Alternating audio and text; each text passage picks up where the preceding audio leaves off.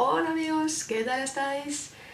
¿Habéis merendado bien? ¿Tenéis energías suficientes para montaros en nuestra máquina del tiempo y viajar siglos atrás y aprender sobre el arte de la época clásica? ¿Sí? Bien, pues hoy hablaremos sobre el arte griego y el arte romano, sobre la escultura, arquitectura y pintura de cada época. Y lo mejor, nos quedaremos fascinados y asombrados de todas las obras y de todas las cosas increíbles que hicieron nuestros antepasados. Para ello tengo que decir que estas dos épocas, bueno, la época clásica, ha sido muy importante porque ha sido la base de la civilización europea y ha marcado mucho en las facetas para la posterior, pues en cuanto a la cultura, el arte, la arquitectura. Fue una época que marcó mucho. El arte clásico comenzó en la antigua Grecia y se fue difundiendo por Europa y por todo el mundo con la expansión imperial de Alejandro Magno, y por ello comenzaremos a hablar con la época del arte griego.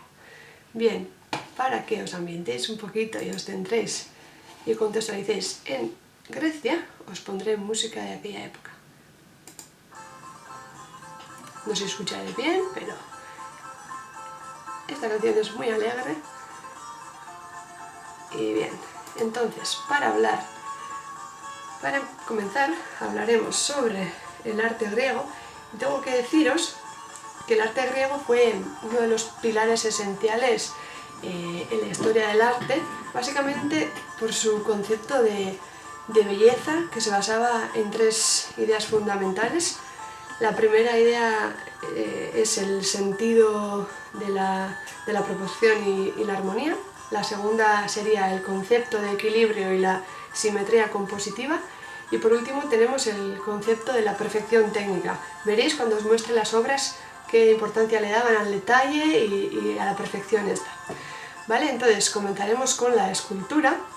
Y tengo que decir que la escultura tiene muchísima importancia porque ha sido un elemento primordial en la arquitectura griega, porque utilizaban para decorar sus edificios, sus obras, y además utilizaban para desarrollar los principios de aquel concepto de belleza ideal y belleza clásica.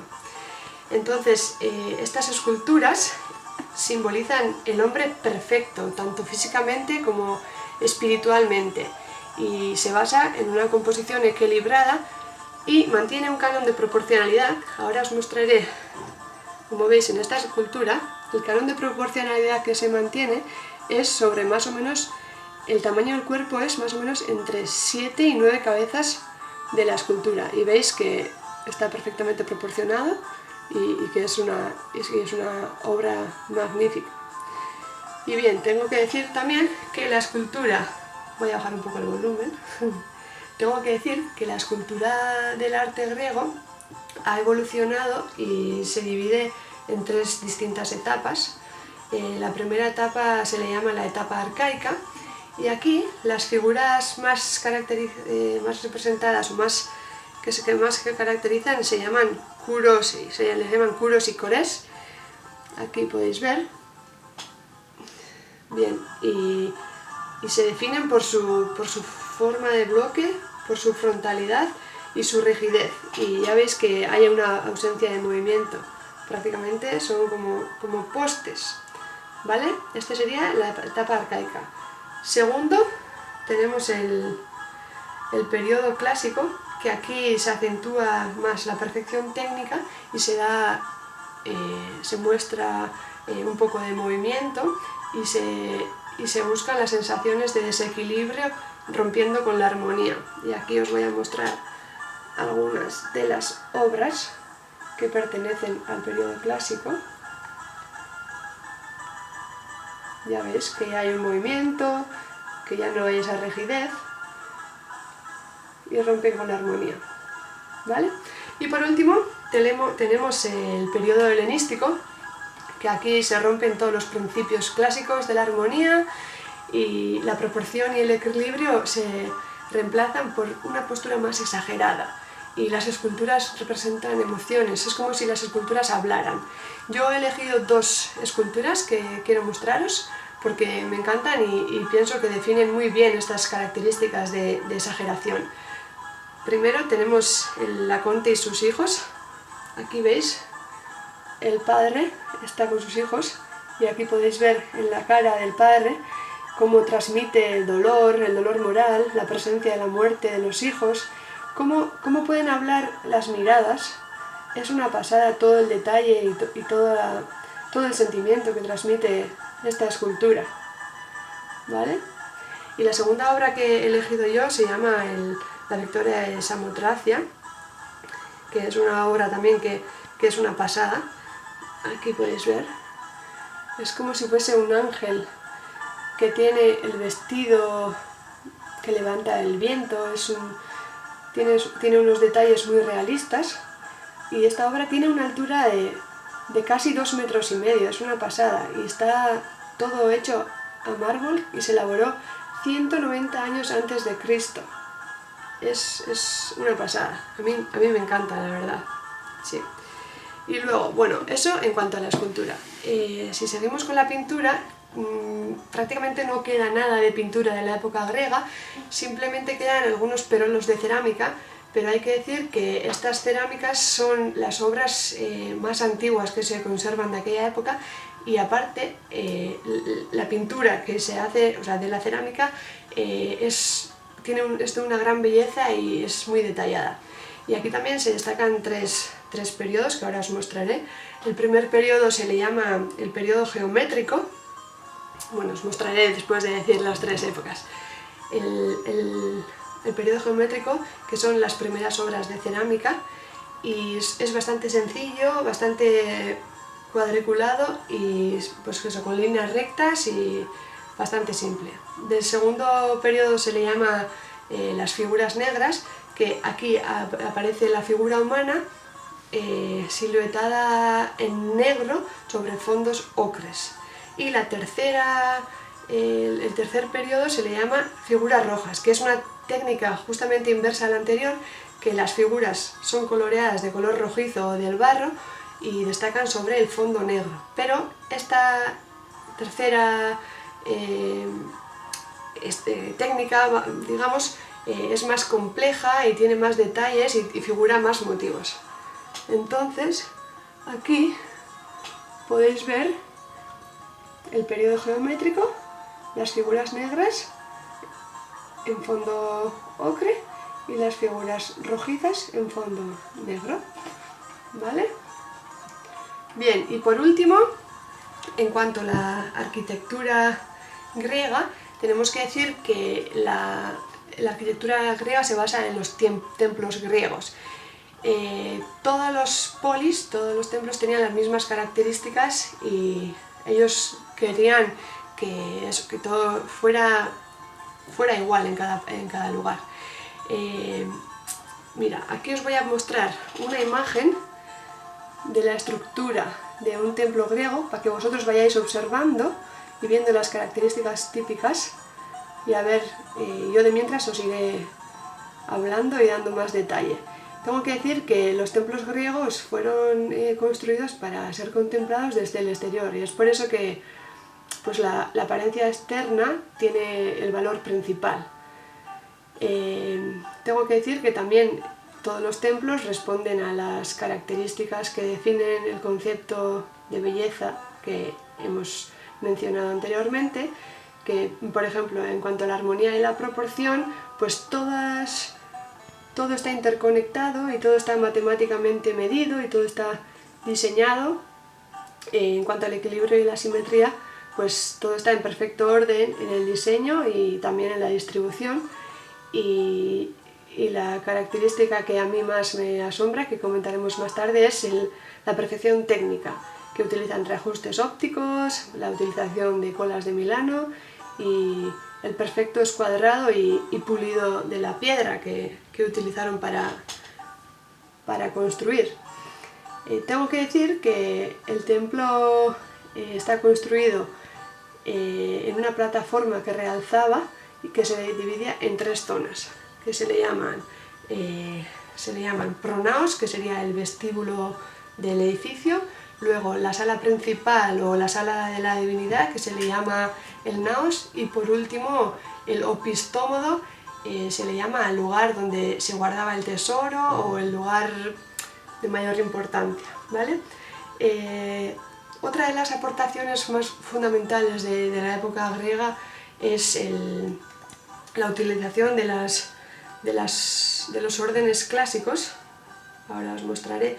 Y con estas órdenes ellos mismos se aseguraban que todos los templos tuviesen el mismo sistema de construcción y las mismas características, tal y como os he comentado al principio, y se desarrollaron 3 órdenes distintos. El primero es conocido como el dórico, es el más antiguo. Luego después tenemos el orden jónico y por último tenemos el orden corintio. Y ya ves los detalles y las características de cada orden, ¿vale?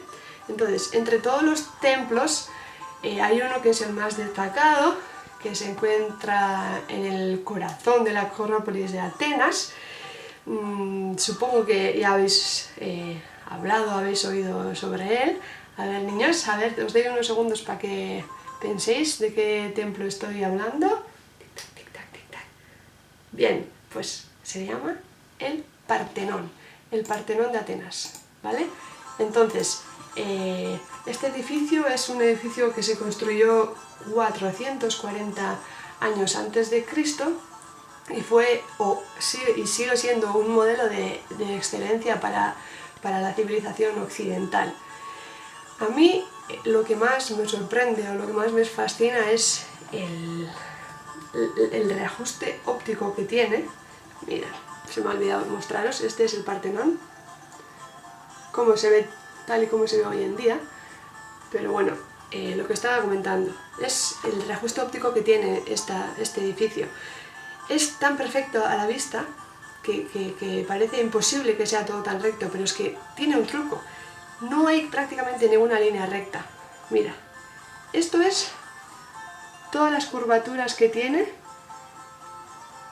todas las inclinaciones, estos son los que hay. Pero hace o forma un efecto óptico tan perfecto que nos llega al ojo como si fuese, no sé, yo todavía sigo sin entender, pero simplemente me fascina. Y bueno, tengo que decir pues eso, que así es como se ve hoy en día, pero llevan desde el año 1986 trabajando y reformando. Trabajan con máquinas modernas, pero siguen utilizando técnicas antiguas para pues, mantener, para que se mantenga lo máximo posible y que se adecue a aquella época antigua. Y pues eso, yo no entiendo cómo en aquella época podrían construir algo así, semejante monstruo, con tanta perfección y tanta magia. Pues como cosas características, pues, la obra o el edificio fue construido por mármol y traían ese mármol de unos montes a 15 kilómetros de la zona y todo cortaban a bloques según el funcionamiento que le darían a la piedra, pero ¿sabéis qué tamaño tenían esos bloques? Había bloques mayores que eran más grandes que de 4 metros, mayores de 4 metros. ¿Y sabes cuánto pesaban cada bloque? Cada bloque pesaba entre 5 y 12 toneladas. O sea, estamos hablando de una barbaridad. A mí yo ya me pierdo. Entonces, todas las estrategias técnicas, la perfección que utilizaban para transportar, para montar, para construir, a mí simplemente me vuelve loca. Pero bueno, para contaros un poco la historia de por qué se empezó a construir y bueno, se empezó a construir para conmemorar una de las mayores victorias de la historia de Grecia. A ver si os enseño la foto, que se me ha ido. Vale. Mira, resulta que hubo una batalla en el pueblo llamado Maratón de Grecia contra los persas, y los griegos eran minoría y todo el mundo pensaba que iban a perder la batalla, pero milagrosamente ganaron. Y todos creen que esto fue un milagro de la diosa de la guerra, que se llamaba Atenea, entonces construyeron el templo en honor a ella. Tristemente, los persas volvieron a atacar y para vengarse destruyeron todo el Partenón y tardaron otros 30 años en empezar con la reconstrucción. Pero bueno, ahora os muestro, sí, la foto de Atenea. Tengo que decir que no hay no hay rastro de la escultura original, pero hay pistas de cómo habría lucido. Esta escultura es Atenea, que se encuentra en Nashville, en el estado de Estados Unidos, que construyeron una réplica idéntica del Partenón, y tanto de fuera como por dentro. Y bueno, como características tengo que decir que Atenea tiene 13 metros de altura, está vestida con una armadura de guerra, con escudo y un elaborado casco, tiene una serpiente y es la guardiana de la Acrópolis. Además tiene en la mano la diosa de la victoria y eso pues refleja la victoria. ¿Vale? Luego, aparte de Atenea, que es lo que se mostraba en el interior, hay muros en el frontón que estaban llenas de esculturas, de tallas de gran perfección técnica que mostraban luchas, historias, y hay evidencias de que tenían color y detalles en metal y bronce. Pues tristemente estos sufrieron ataques, daños y saqueos, y ahora hoy en día muchas de las partes se encuentran en el Museo Británico. ¿Vale? Bueno, pues esto es más o menos lo que corresponde al arte griego, y ahora seguiremos con el arte romano, y para ello cambiaré de música, si me deja, claro, y os pondré la música de la época romana, ¿vale? Que se ve que hay un cambio también aquí. Entonces, bueno, tengo que decir que el arte romano sigue los pasos del arte griego, pero aporta su personalidad y hay bastantes innovaciones en este tipo de arte. En cuanto a la escultura, está muy relacionada a dos influencias.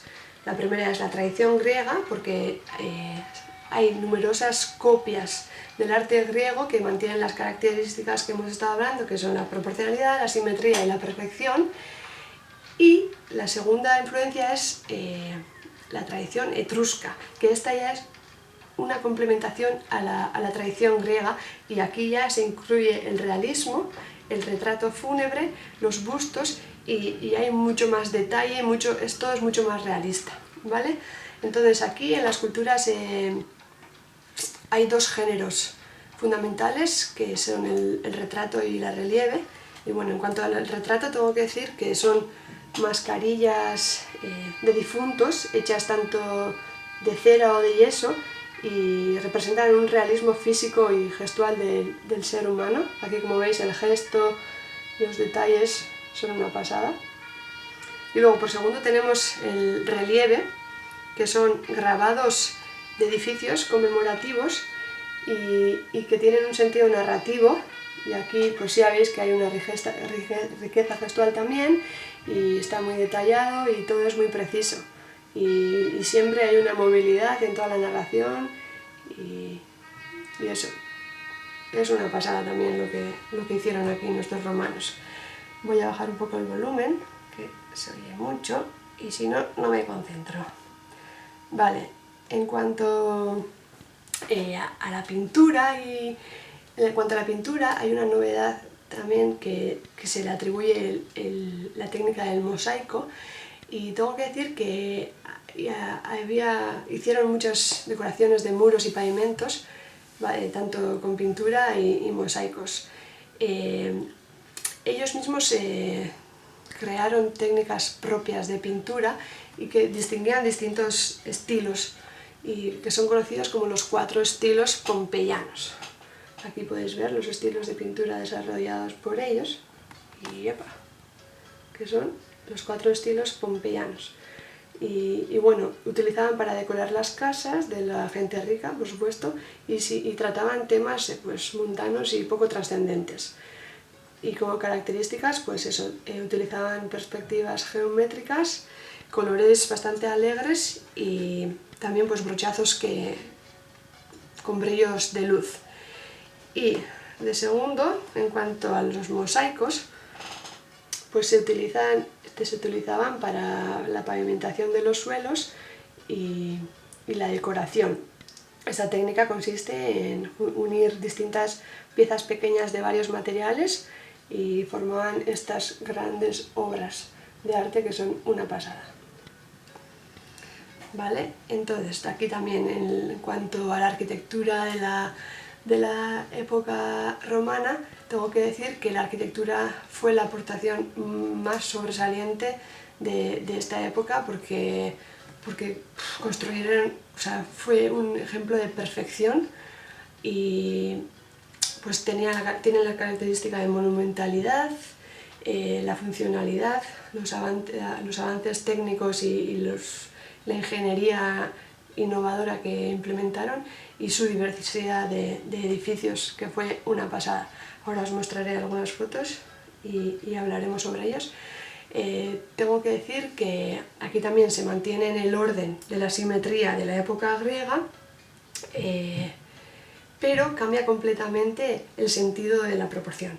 Todas las construcciones son de grandes dimensiones y los avances técnicos y las complejas obras de ingeniería son increíbles. Yo hoy todavía no entiendo cómo fueron capaces de construir semejante, no sé cómo describir, semejante mundo, semejante monstruo, me sale otra vez, pero desde luego que fue una pasada.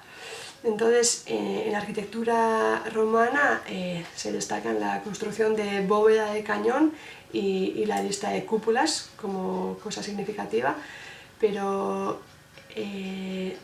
lo que me llama la atención es, comparando con la época griega, es que los romanos construyeron una variedad de edificios, pues tanto de edificios religiosos como edificios de diversión, que pueden ser circos o teatros, anfiteatros, basílicas, arcos de triunfo, columnas. O sea, esa variedad de arquitecturas es una pasada.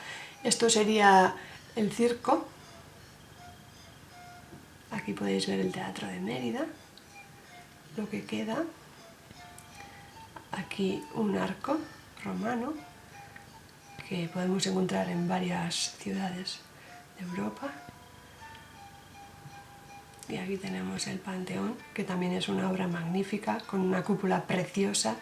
Curiosamente está hecha de piedra pómez, que yo todavía no entiendo. Tiene una técnica que tiene un agujero para que los rayos de sol entren y alumbren de tal manera.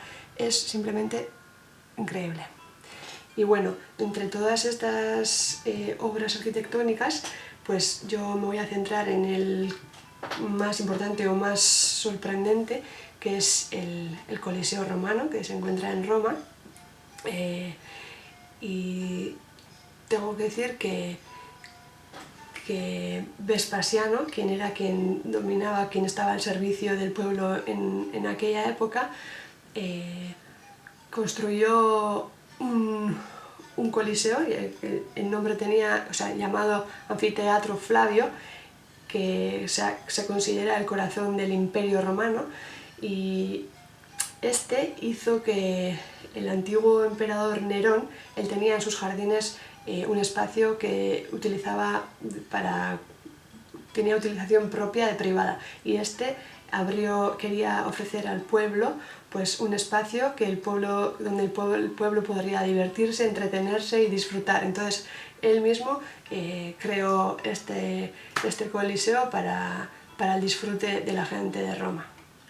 La gente pedía espectáculos, cuanto más grandes mejor, juegos de luchas nunca visto, y además recogía de todo, recogía animales de todo el mundo, prisioneros de tierras lejanas, y además el anfiteatro estaba edificado de una manera que de cualquier punto podías ver todo el espectáculo. se situaba en el centro de la ciudad, entonces eso hacía que fuera pues eso, el corazón del imperio, y fue financiada con las reliquias de los templos judíos saqueados. Entonces yo me preguntaba, ¿y cómo es posible que construyeran esto? ¿Quién lo haría? Pues aparte de inteligentes, también eran listos y trajeron a 12.000 prisioneros judíos para construir este anfiteatro, este coliseo. Y bueno, pues eso, estos trabajaron duramente y en muy malas condiciones, pero pues mira qué obra de arte hicieron. En cuanto a las características, pues eso, tiene una gran dimensión, tiene 50 metros de altura, y esto era un símbolo de poder. Cualquiera que llegaba a Roma veía eso y eso ya con la dimensión lo decía todo. Y pues eso, en cuanto a las estructuras técnicas e ingeniosas, pues tenía una compleja red de pasillos, escaleras, múltiples de entradas y salidas, que permitía el acceso de 70.000 personas en tiempo récord. O sea, estaba todo perfectamente calculado. Y bueno, pues tenía 110 fuentes de agua potable, muchas facilidades, con el fin de hacer sentirse bien a todo el público y a los espectadores. Pues como para marcar algo, hay que decir, pues en un solo día podrían sacrificar a 5.000 animales, morían gladiadores, prisioneros, y para el público todo esto era pura diversión, era espectáculo para ellos. Y uno de los acontecimientos principales, que ya no sé, que no tengo palabra, es bueno, esto es cómo se ve el Coliseo romano hoy en día, ¿vale? Cómo ha quedado en las ruinas. Esto es desde arriba. Entonces, el espectáculo primordial eran las batallas navales. Sí. Aquí dentro hacían unas batallas navales. ¿Cómo? Pues gracias a su ingeniería tenían un sistema de conductas y de viaductos dentro del edificio que permitía llenar de agua en 2 horas, introducían barcos y hacían batallas navales. Desafortunadamente, estas batallas navales tan solo duraron no más de una época, porque luego reconstruyeron y remodelaron algunas de las conductas, y construyeron una nueva estructura para revolucionar aún más los juegos, que se llama el hipogeo. Y esto es una conducta subterránea de galerías, jaulas y trampillas que utilizaban para sorprender a la gente y a pillar a todos de sorpresa, dándole aún más morbo al espectáculo. Y bueno, pues eso ha sido todo por mí por hoy. Espero que os haya gustado, espero que hayáis aprendido mucho, espero que os hayáis quedado con las ganas de aprender más y de visitar nuestras ciudades, tanto Atenas como Roma, y espero que sigáis merendando mucho y cogiendo fuerzas para tener que viajar pronto con nuestra máquina del tiempo a otra época de la historia del arte, ¿vale? Pues muchísimas gracias y un saludo a todos. ¡Chao!